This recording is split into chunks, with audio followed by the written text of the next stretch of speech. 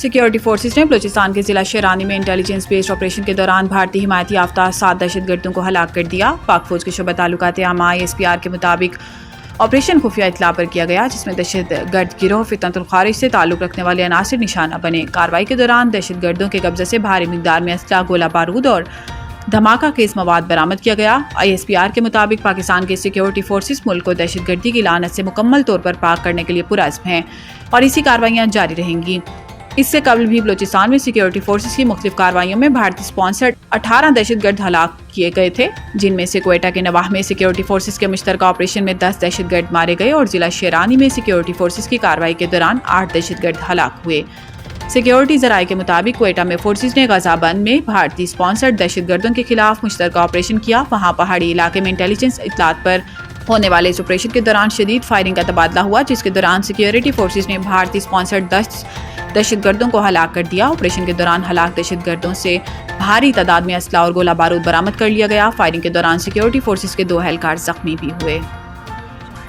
اسلام آباد وزیر اعظم شہباز شریف بیرون ملک کے 2 ہفتے کے طویل دورے کے بعد وطن واپس پہنچ گئے۔ وزیر اعظم سعودی عرب کے ساتھ تاریخی سیکیورٹی معاہدہ کر کے ریاض کے راستے نیو یارک گئے اور اب وہ 2 ہفتے کے دورے کے بعد لندن سے اسلام آباد پہنچ گئے۔ وزیر اعظم شہباز شریف نے دورہ امریکہ میں صدر ڈونلڈ ٹرمپ سے ملاقات کی۔ اس ملاقات میں فیلڈ مارشل عاصم منیر بھی وزیر اعظم کے ہمراہ تھے۔ وزیر اعظم شہباز شریف نے عرب اور مسلم ممالک کے ساتھ غزہ امن معاہدے پر نیو یارک میں اتفاق کیا، جبکہ اقوام متحدہ کی جنرل اسمبلی سے خطاب میں مسئلہ کشمیر اور مسئلہ فلسطین اجاگر کیا۔ اپنے دورے کے دوران وزیر اعظم شہباز شریف نے کچھ روز برطانیہ میں قیام بھی کیا اور اب وہ اپنا دورہ مکمل کر کے وطن واپس پہنچ گئے ہیں۔ غزہ کی طرف امداد لے کر جانے والے گلوبل سموتھ فلاٹیلا پر اسرائیل نے دھاوا بول دیا اور فلاٹیلا میں موجود پاکستان کے سابق سینیٹر مشتاق احمد سمیت متعدد افراد کو اسرائیلی فورسز نے حراست میں لے لیا۔ اسرائیلی فوجی کشتیوں نے گزشتہ شب 40 سے زائد کشتیوں پر مشتمل گلوبل فلاٹیلا کو گھیرے میں لینا شروع کیا اور کئی کشتیوں پر پانی کی توپیں چلائیں۔ غزہ کے قحط زدہ عوام کے لیے امداد لے جانے والے اس فلاٹیلا پر پاکستان کے سابق سینیٹر مشتاق احمد اور عالمی شہرت یافتہ سماجی رہنما گریٹا تھنبرگ سمیت 500 کے قریب افراد سوار ہیں۔ اسرائیلی وزارت خارجہ کے مطابق فلاٹیلا میں موجود تمام کشتیوں کو اسرائیلی فوج نے قبضے میں لے لیا اور فلاٹیلا میں موجود تمام افراد کو اسرائیل منتقل کیا جا رہا ہے، جہاں سے انہیں یورپ ڈپورٹ کیا جائے گا۔ اسرائیلی وزارت خارجہ کا کہنا ہے کہ فلاٹیلا کی صرف ایک کشتی کافی فاصلے پر موجود ہے، وہ کشتی اگر قریب آئی تو اسے بھی روک لیا جائے گا۔ پاک فلسطین فورم کی جانب سے سوشل میڈیا پر یہ دعویٰ کیا گیا ہے کہ سابق سینیٹر مشتاق احمد خان کو قابض اسرائیلی فورسز نے حراست میں لے لیا۔ پاک فلسطین فورم نے مشتاق احمد خان اور گلوبل سموتھ فلاٹیلا پر موجود دیگر افراد کی گرفتاری کے خلاف نیشنل پریس کلب اسلام آباد پر دھرنے کا اعلان بھی کیا ہے۔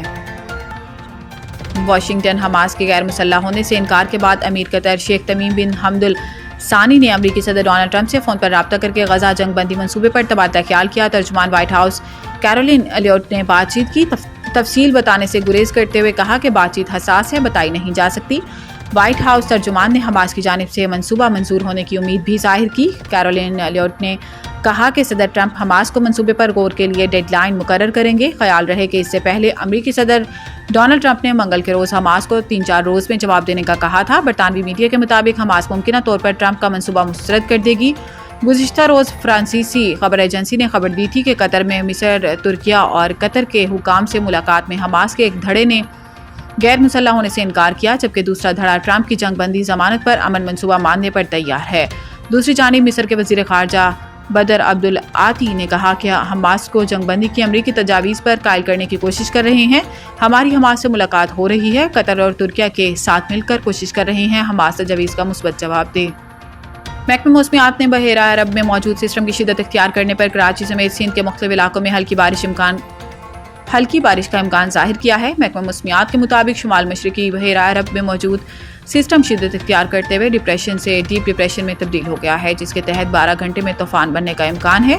محکمہ موسمیات کا بتانا ہے کہ طوفان بننے کی صورت میں اس کا نام شکتی رکھا جائے گا۔ طوفان کے لیے نام شکتی سری لنکا کا تجویز کرتا ہے، جس کا مطلب طاقت ہے، جبکہ طوفان کے شدید سمندری طوفان میں تبدیل ہونے کا بھی امکان ہے۔ محکمہ موسمیات کے مطابق سسٹم کراچی سے 400 کلومیٹر جنوب میں موجود ہے، جبکہ سسٹم کے زیر اثر سمندر میں طغیانی بھی رہے گی۔ سمندری طوفان بحیرہ عرب میں 5 یا 6 اکتوبر تک رہ سکتا ہے۔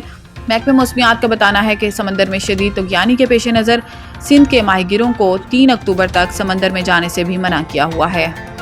ICC ویمن ورلڈ کپ میں بنگلہ دیش اور پاکستان کے میچ کے دوران کمنٹیٹر سنا میر کی جانب سے آزاد کشمیر سے تعلق رکھنے والی پاکستانی کرکٹر کا تعارف کرانا بھارت کو ایک آنکھ نہ بھایا۔ ویمن ورلڈ کپ میں بنگلہ دیش اور پاکستان کے میچ کے دوران کمنٹیٹر سنا میر نے کہا تھا کہ پاکستانی ٹیم میں شامل تنالیہ پرویز کا تعلق آزاد کشمیر سے ہے۔ کمنٹری کے دوران سنا میر کا آزاد کشمیر کہنا بھارتیوں کو ایک آنکھ نہ بھایا، جس کے بعد بھارت میں سنا میر کے خلاف پروپیگنڈا اور نفرت انگیز مہم شروع کر دی گئی ہے۔ تاہم اب سابق کرکٹر اور کمنٹیٹر سنا میر کی جانب سے اپنے خلاف چلنے والے پروپیگنڈے پر بیان سامنے آیا ہے۔ سوشل میڈیا پر جاری بیان میں انہوں نے کہا کہ افسوس کی بات ہے کہ اس معاملے پر عوامی سطح پر وضاحت دینا پڑ رہی ہے۔ تاہم بطور کمنٹیٹر یہ ہماری کہانی بیان کرنے کا حصہ ہے کہ کھلاڑی کہاں سے آتے ہیں۔ دو اور ریجنوں سے تعلق رکھنے والے کھلاڑیوں کا بھی ذکر کیا۔ یہ افسوسناک ہے کہ معاملات کو بڑھا کر پیش کیا جا رہا ہے۔ سابق کرکٹر نے لکھا، اس معاملے کو سیاسی رنگ نہ دیا جائے۔ کھیلوں سے وابستہ افراد کو غیر ضروری دباؤ کا سامنا کرنا پڑ رہا ہے۔